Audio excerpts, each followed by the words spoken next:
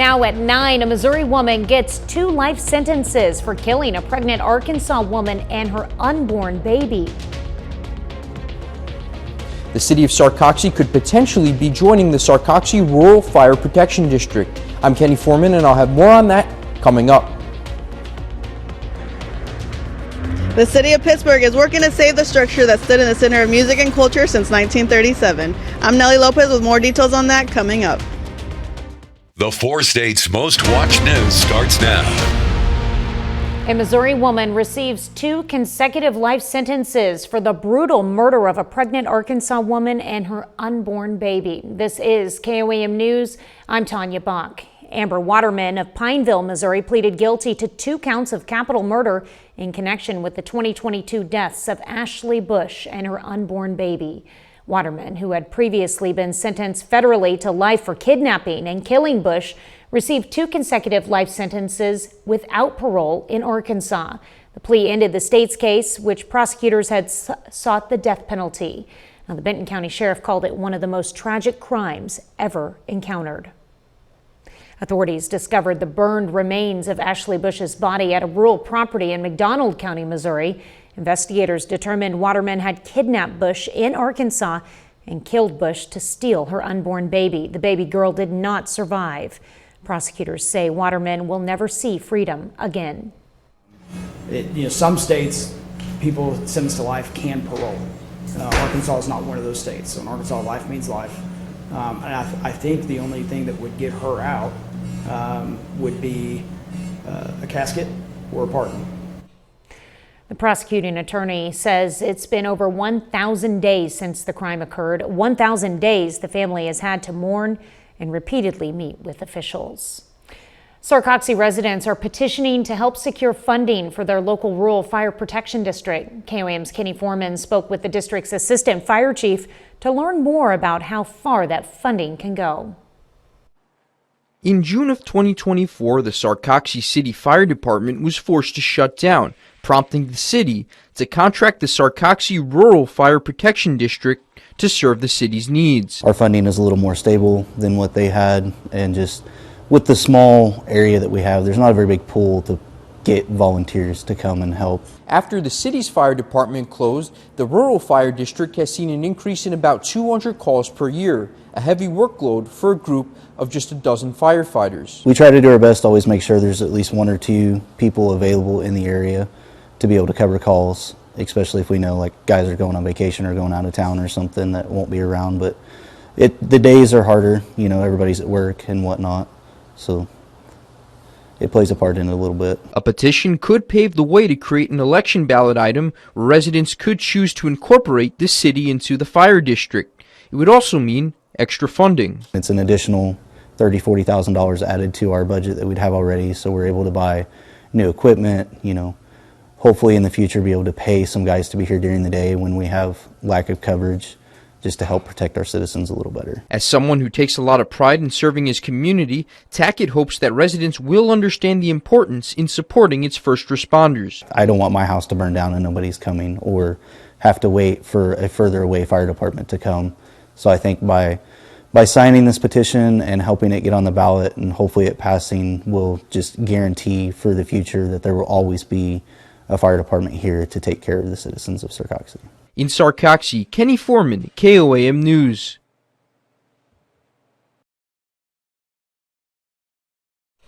Petitions are currently available to sign at the Red Front and Sarcoxy City Hall.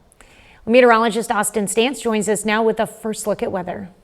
Thank you. Yeah, we are going to see some cloud cover continue throughout this evening, but it begins to scatter out a bit for us. Take a look at this. Temperatures headed down below freezing after we hit that midnight hour tonight, but then clouds begin to scatter out a bit for us as we hit those early morning hours. 26 degrees overnight tonight. That's right around normal for us, but the winds are calm, so that won't be a factor for this evening. Heading out the door tomorrow, most of that snow is melted away for us, so that's good news. We start off a little chilly here, working our way into the 50s, potentially even the mid-50s by those later afternoon hours. And the heat is not done there. It continues into this weekend. Coming up, we're going to talk about how warm it's going to get and how long that heat is likely to stick around with that early taste of spring. I'll have all the details coming up in my full forecast. LeBan Shell, that stood in Pittsburgh's Lincoln Park for generations, is getting a modern makeover while preserving its 1937 charm. KOAM's Nellie Lopez shows us how the city plans to restore a cultural centerpiece. The band Shell, named after American composer J.J. Richards, stood in the center of music and culture in Pittsburgh since 1937. The city is now working to saving the structure after they found extensive structural damage caused by termites. And now that it's fallen into disrepair, we were trying to restore it.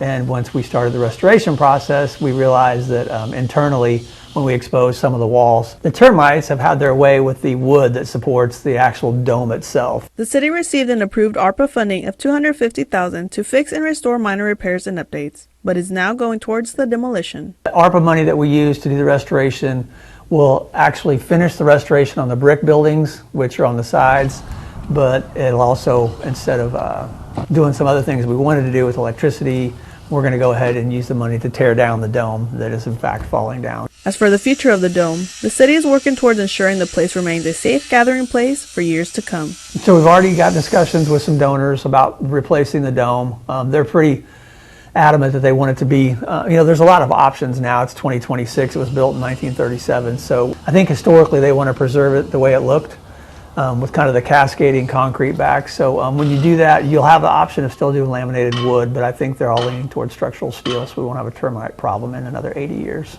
New restorations while keeping part of history. I think J.J. Richards was an important person back then, and the history is something we want to keep. So I'll recommend that we keep the name J.J. Richards. We're actually going to save the lettering, and hopefully the new facility, it'll go right back up the way it looked. In Pittsburgh, Nellie Lopez, KOAM News.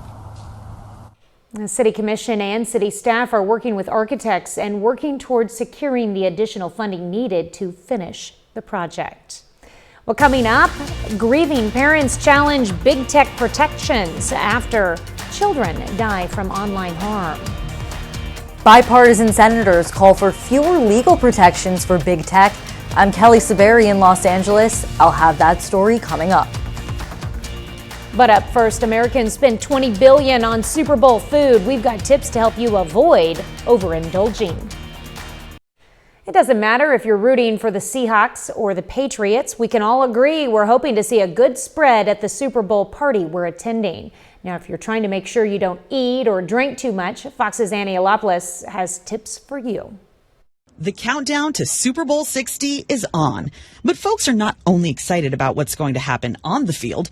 79% of the anticipated $20 billion spent on Super Bowl Sunday will be on food and beverage, with football fans filling up on beer, pizza, and wings, consuming nearly a day's worth of calories during the game. Consuming that many calories is probably not recommended because you're not very active to help burn off those calories. So I would recommend trying to be as mindful as possible throughout the Super Bowl. But mindless munching is the main reason people overindulge. Dietitian Shannon O'Meara says the game is not an excuse to pig out, encouraging folks to make some simple swaps to cut calories. Opt for a grilled wing and then get whatever you want dressed on it, maybe on the side. Or even if you wanted a pizza, let's opt for a thinner crust. So that way it's a little bit less calories, less carbs. And then always try your best to include some sort of vegetable with whatever you're eating. Unsure if there will be healthy options where you're going? O'Meara suggests bringing it yourself. While three-time Super Bowl champion and Fox sportscaster Mark Schlereth believes it's a day to indulge. If you want to eat some carrot sticks and celery, great, but I'm eating the wings. This is the Super Bowl. It's become a national holiday. And you know what? Once in a while, it's not going to kill you. It's not just the food. Guzzling beer and booze can also add to your calorie count. Even if you want to drink alcohol, maybe every other drink, you can try a non-alcoholic beverage. And then also remember to hydrate. You should just be drinking water as well. Sunday isn't the only day you have to worry about consuming calories. O'Meara says we can see overconsumption as a stress response on Monday. Then if your team unfortunately loses, there is a higher chance for you to actually consume more saturated fat and calories within your day. And that exponentially increases or decreases depending on how big of a fan you are. No matter what's on the menu, Schlereth says the one thing you can't be without. Having the right people at your party is always going to be, I think, the most important factor in having a great game day, a great gathering. In New York, Anna Eliopoulos, Fox News. Well, for the tens of thousands of people in the Bay Area for Super Bowl 60, the official merch shop is a must visit. Cheerleaders for each team will be at odds this Sunday, but right now they're bonding over style as they peruse the NFL shop at the Super Bowl Experience in San Francisco. While there are tons of unique options for fans of the Seattle Seahawks and the New England Patriots, plenty of items feature just the Super Bowl 60 logo and the Bay Area. Great for those without a rooting interest. And for people more focused on the halftime show, Bad Bunny has a full line of merchandise available. And I think it's a great opportunity for fans to bring a keepsake home that feels unique, ties well into San Francisco, and also helps celebrate the teams reaching the Super Bowl and the event as a whole. The matchup between the Seahawks and the Patriots did catch the retailer Fanatics off guard. People ordering jerseys online or looking in stores around the country have complained about availability and quality. Fanatics, an official partner of the NFL, apologized this week and said customers can return any product for a full refund. Austin is next with a complete look at your forecast. And later, Super Bowl ads cost millions of dollars, but which ones will actually capture your attention this Sunday? We break down the strategies. Here's your Skywatch weather forecast from the trusted Roper Kia Weather Center. Well, some minor forecast changes tonight, but they get bigger as we head into the next 24 to 48 hours. Right now, we have the stationary front situated off to our northwest, some high pressure off to our west. This is going to sneak into our area and kind of disperse a lot of this cloud cover for us. It's going to eat up a lot of that moisture that's currently around right now. Cloud cover is still headed out through this evening, but it's going to begin to scatter out as we head into tomorrow morning. Check this out. Temperatures right around that freezing temperature as we head into the midnight hour. And then as we head into the overnight, we're dropping into the 20s, but cloud cover across the region begins to move out of the area as we head into right around 3 a.m. Mount Vernon, you're sitting at 27, Monette 28, Joplin at 30. By the time you're waking up tomorrow morning, likely going to be right around 26 degrees. That's going to put us right around normal. The winds are calm, not a huge factor for tonight. Now, we are going to see some big changes in the forecast here. Above average temperatures for a large portion of the central United States here, and that lasts for more than just a couple days. That's all due to this ridge that's building in. It's forcing our jet stream further north here. As that happens, we're going to see all the warm air fill in underneath the ridge. All the colder air is going to ride around it. So the upper Midwest, the Northeast, all going to see those colder temperatures, while the west and portions of the central United States here are going to get a lot of this warmer air filling in there. That's what we see on our upper flow and our temperature map here. Check out how far that warm air extends all the way into Canada. So it's going to definitely be a major factor, and it all starts tomorrow. It starts off a little chilly out there, but winds are out of the southwest here. Temperatures near 50 degrees by the lunch hour, into the mid-50s by the time we reach the afternoon hours. As we head into the evening there, notice no cloud cover to be found. High pressure moves in. As we head into the evening, fairly mild overnight, upper 30s there. And then as we head 6 a.m., right around 35 degrees, 34 there in Joplin. And as we head into Friday, plenty of sunshine for most of the day. You'll notice a lot of this cloud cover having a hard time sticking around due to that high pressure. Temperatures back into the 60s for your Friday. The weekend's not too shabby either. 61 on Saturday, 66 on Sunday. It's going to be very warm, breezy at times, especially Saturday. Mostly cloudy as we head into Sunday night. Now, some rain chances do begin to develop as we head into this weekend, mainly Sunday night into Monday. That's when we could see a few of those showers begin to develop. But we're back into the 60s on Monday. Just a few light showers beginning to develop there, becoming more widespread as we head into Tuesday and then into Wednesday. Check out this 10-day forecast here. 60s lasting into next week. And then we see that cold front begin to pass on Wednesday. That's when rain becomes more widespread, and then we cool down back to around average by late next week. We've got the perfect way for you to stay on top of severe weather. Scan this QR code with your phone and head straight to the updated weather resources page on our website, where you can find information on storm shelters, weather updates, closings, and road conditions. You can also find tips for watching live streams in real time. It's called the Weather Resource page on KOAMNewsNow.com. A 4-state surgeon reached a major medical milestone today at Mercy Joplin. Heath Merkley has completed more than 1,000 robotic-assisted surgeries. Medical robotics allows doctors to perform minimally invasive procedures with greater precision, as well as speeding up recovery time. Doctors emphasize the robot does not operate on its own. Surgeons remain fully in control, using it as an advanced surgical instrument. So robotic surgery helps us do minimally invasive surgery through small incisions, and it allows recovery to be much faster for patients. It allows patients to get back to work faster and get back to their normal lives much faster. In many cases, these surgeries are performed to reduce cancer risk in patients with a family history.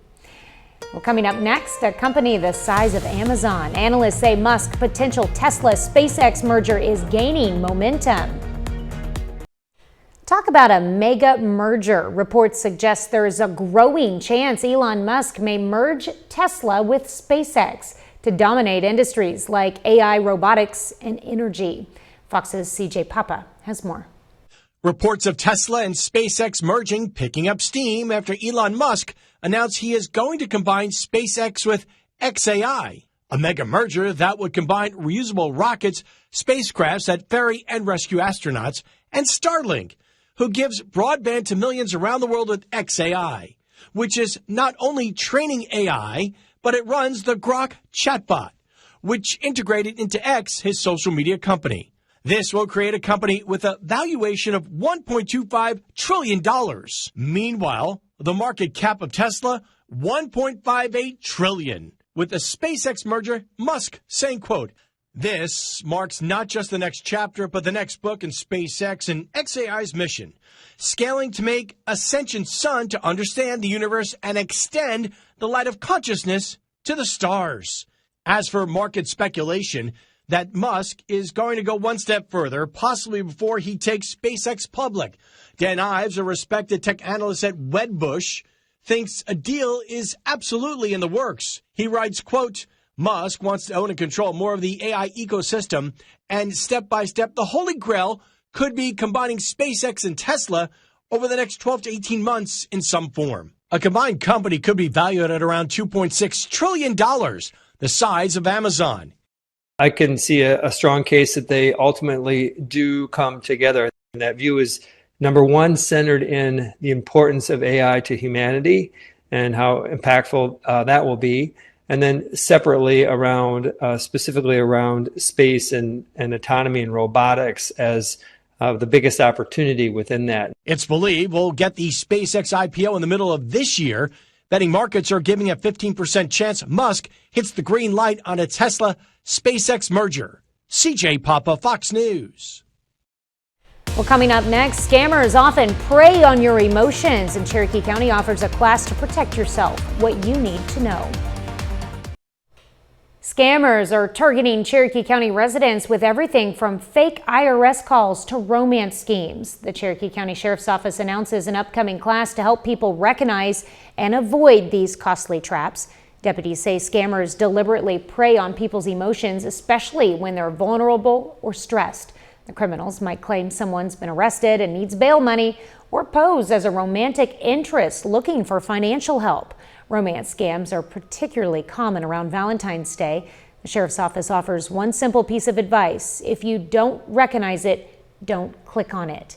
The free scam protection class takes place next Thursday at the Columbus Community Building at 6 p.m. 30 more minutes of news, weather, and sports coming your way. The Chiefs want taxpayer money for a new stadium, but residents say they're at the end of their rope. And grieving parents take on social media giants pushing to repeal their legal shield. You're watching the 4 States Most Watched News. This is KOAM News at 9 on Fox 14. I'm Tanya Bach. Angry Wyandotte County, Kansas residents are fighting the Kansas City Chiefs' plan to use taxpayer money for a new stadium.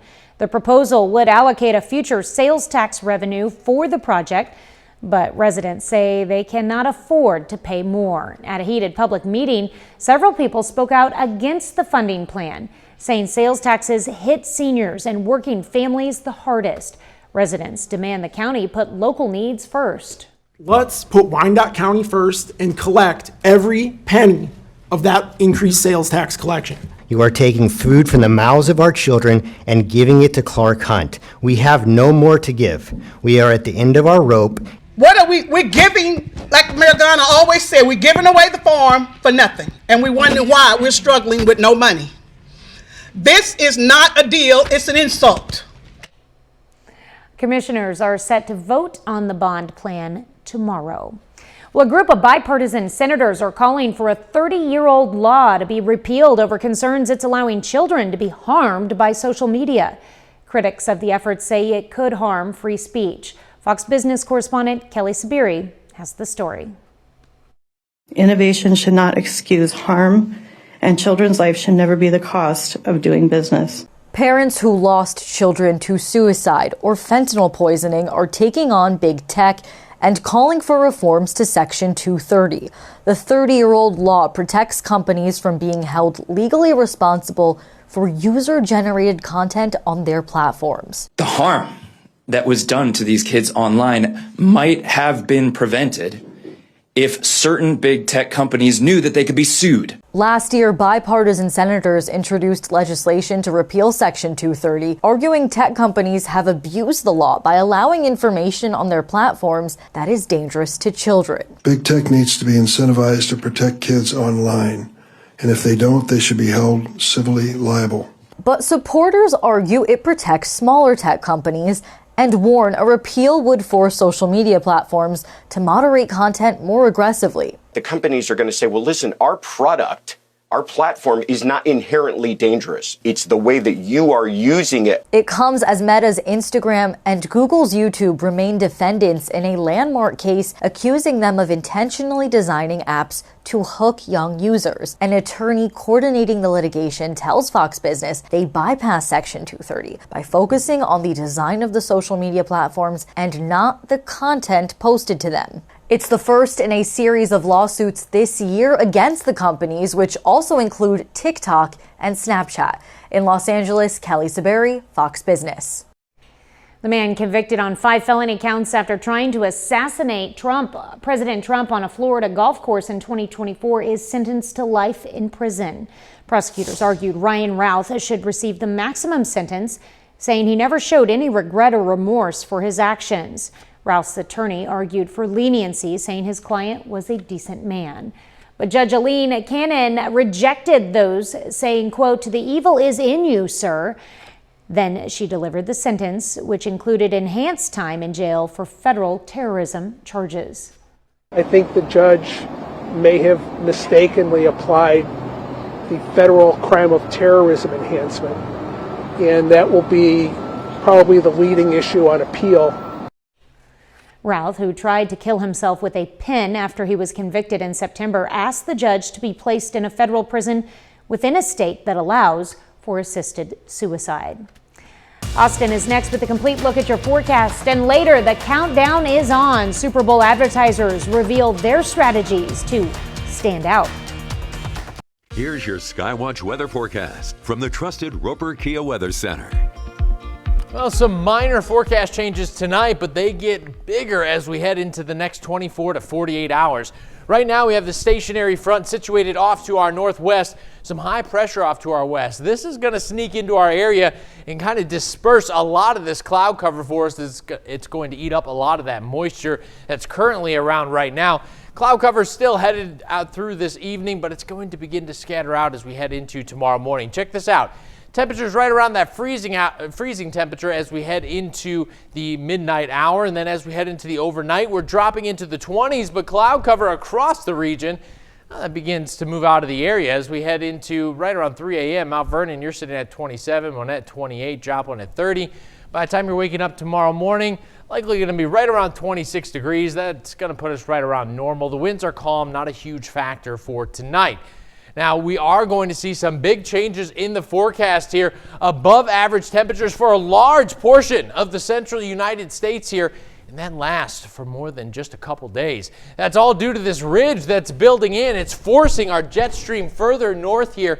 As that happens, we're going to see all the warm air fill in underneath the ridge. All the colder air is going to ride around it. So the upper Midwest, the Northeast, all going to see those colder temperatures, while the West and portions of the central United States here are going to get a lot of this warmer air filling in there. That's what we see on our upper flow and our temperature map here. Check out how far that warm air extends all the way into Canada. So it's going to definitely be a major factor, and it all starts tomorrow.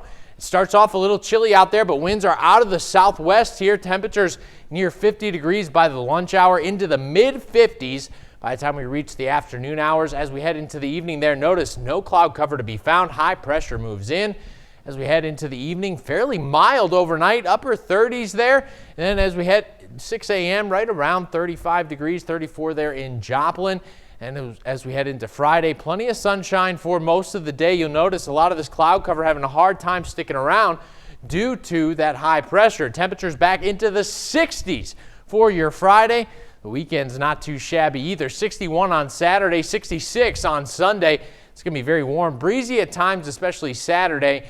Mostly cloudy as we head into Sunday night. Now, some rain chances do begin to develop as we head into this weekend, mainly Sunday night into Monday. That's when we could see a few of those showers begin to develop. But we're back into the 60s on Monday. Just a few light showers beginning to develop there, becoming more widespread as we head into Tuesday and then into Wednesday. Check out this 10-day forecast here.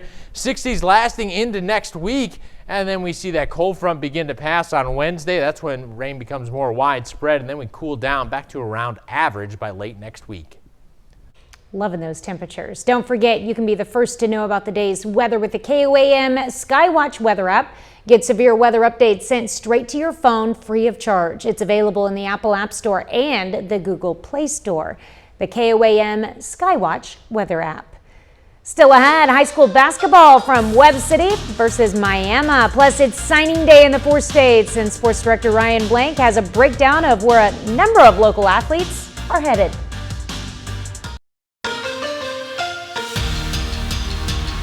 Today is National Signing Day around the country, with athletes putting pen to paper to continue their athletic careers at the next level, including a plethora of athletes across the 4 states. Starting in Joplin with the Eagles, who saw 4 athletes sign on the dotted line.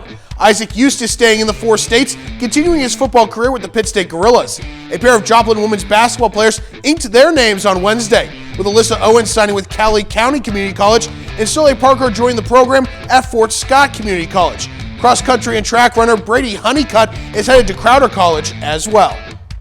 When I stepped on campus for my official visit, they just made it feel like home. Like everybody there was just nice and great people, great coaches, and I can truly tell that they're going to develop me into the person I need to be. I didn't think going into the season I would get recruited or anything, but one thing led to another. Coach Holt reached out, we had a nice conversation, and it led to me recruiting and signing. As soon as I walked into the gym, I just had the feeling that it was the place I want to go. They were my first offer I got, and they've never left my mind, and it's just like somewhere I want to play at. Over high school, the love just kind of got taken away from me, but this past year I've kind of found it, and just being able to find that spark was, something that I never knew I could get back.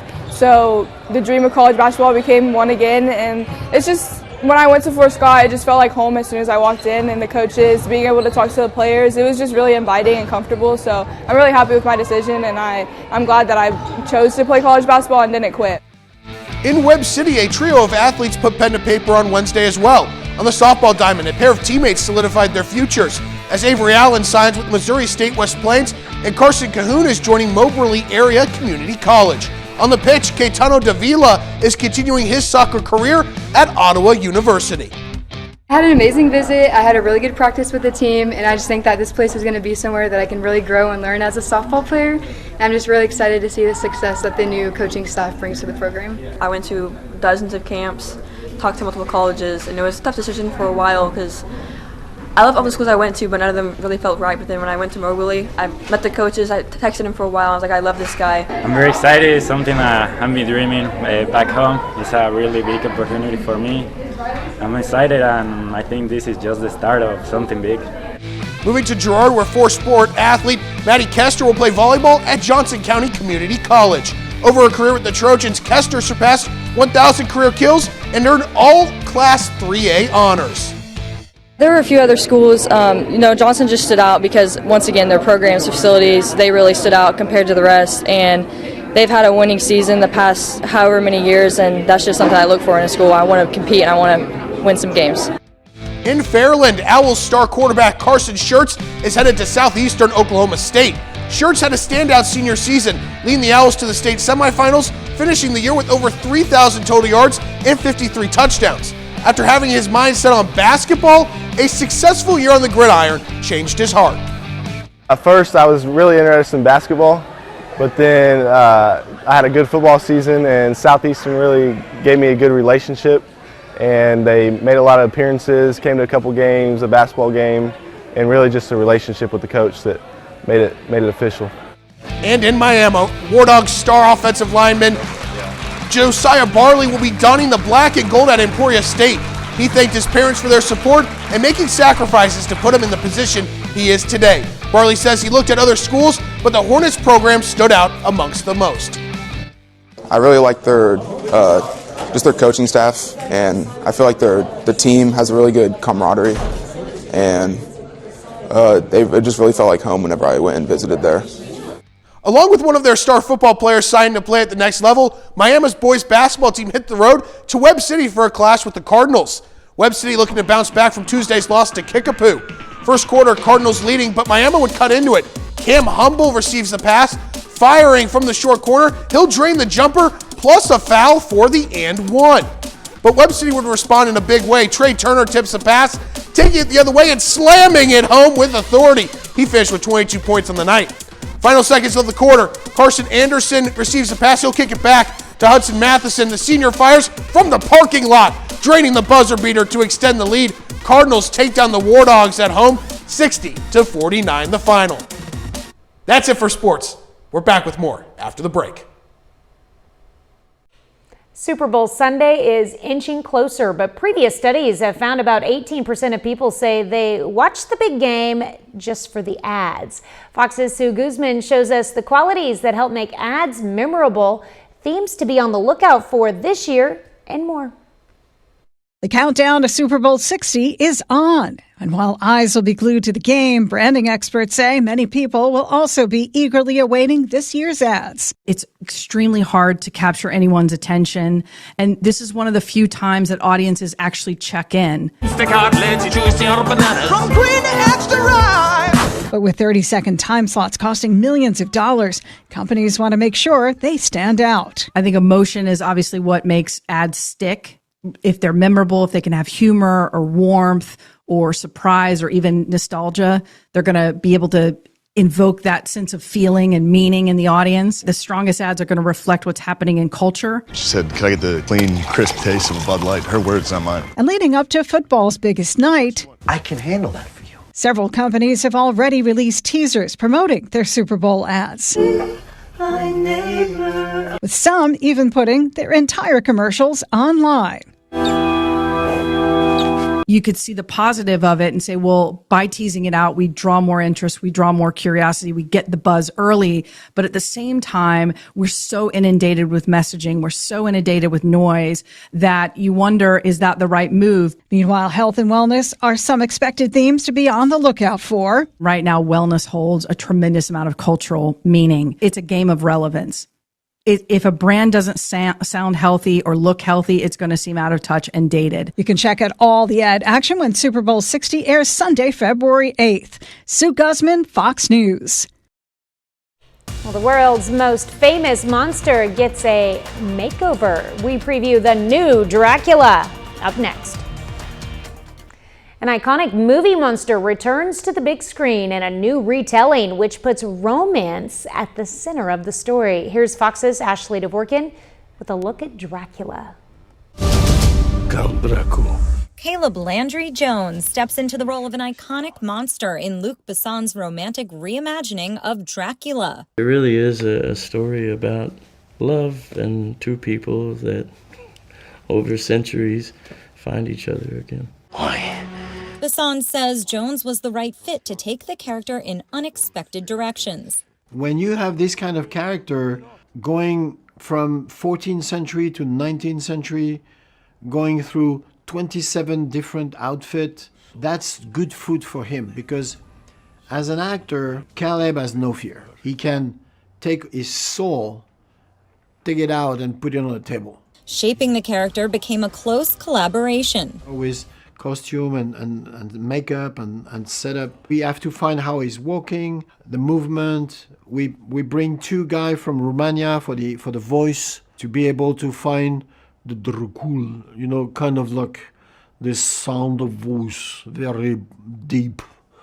And he works for like 4 months to get the voice. It's very exhilarating, what he asks of you and the way he works and what he ends up giving you. The romantic focus of the classic tale gives Dracula a more human edge and challenges expectations tied to the legendary character. That's why I love this film so much, because we all know and fear that monster, Dracula, that we've heard of for years. But this is a more human and empathetic and tender version of this character. All those who is bitten will be freed from the curse. Dracula arrives in theaters Friday. In Hollywood, Ashley Dvorkin, Fox News. And that's our time for tonight. Thank you for joining us. We're going to leave you with video of Milo, Ranger, Gus, and Liam. Now, this crash of southern white rhinos are gallivanting around in the snow at a zoo in Knoxville, Tennessee. Have a great night and an even better tomorrow.